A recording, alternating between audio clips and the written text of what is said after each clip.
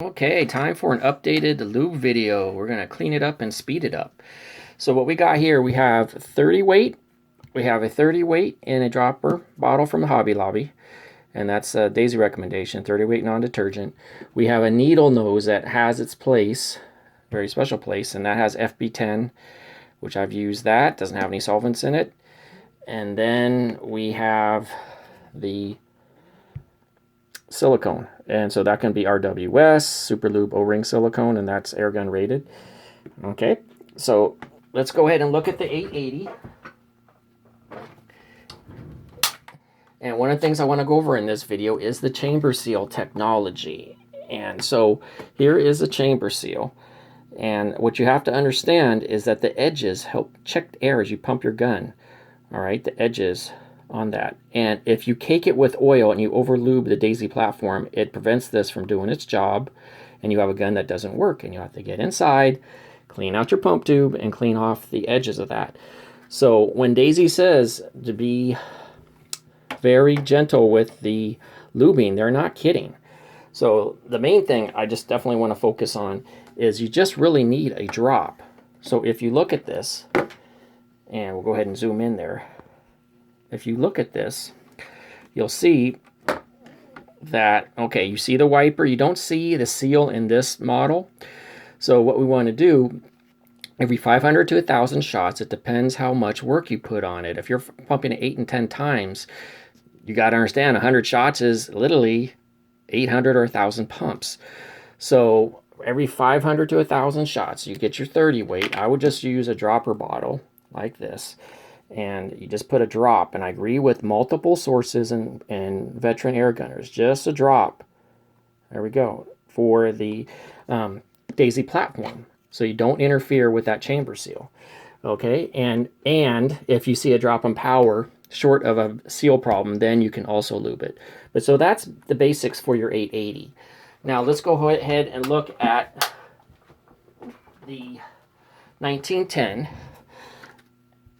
Okay, now with the 1910, it's a single pump. I joke that the 880 had a family, so you have the Daisy 35, which is like a son, and then the single pumps. So they're relatives. And so with the single pump, you see the wiper, and you actually can see the seal, so you can put some on there if you want to, or just put some on the wiper, a little bit of both.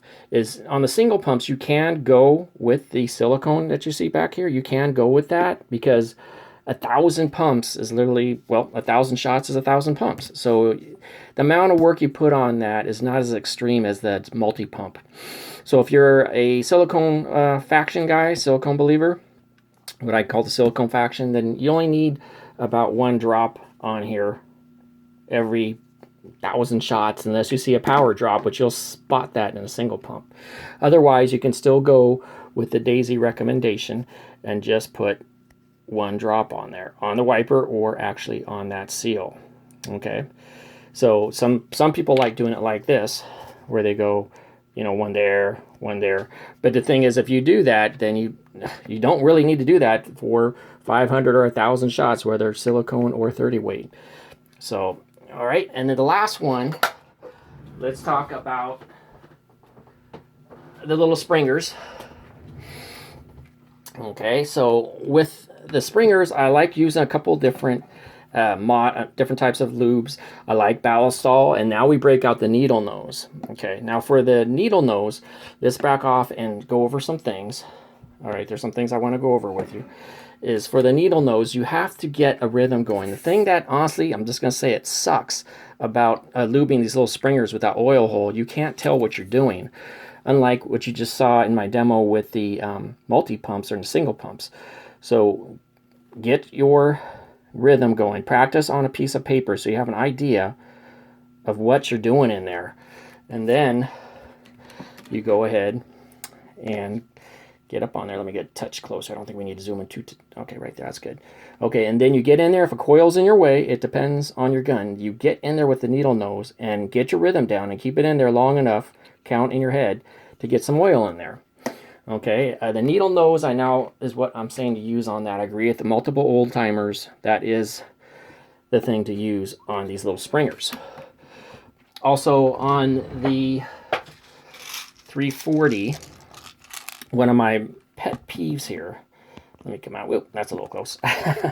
All right, one of my pet peeves here on the 340 is definitely the hammer hook sear combination. Now we're talking basic handgun talk here, and no surprise, I choose to use FP10 on there. So with that, you cock this back, you get that needle nose in there, put a couple of drops, 2 or 3. Doesn't have to be a needle nose, but you put it on that right side and then work that hammer back and forth without letting it fly up. Just work it like you would a real handgun. Work it back and forth. The hammer hook sear combinations I show in another video. Okay, so that is basically everything you need to know about lubing these guns. And thank you. And remember, the Daisy platform isn't Crosman. Crosman likes it every 250 shots. So be very conservative with your Daisy platform for the reasons I've shown. Thank you.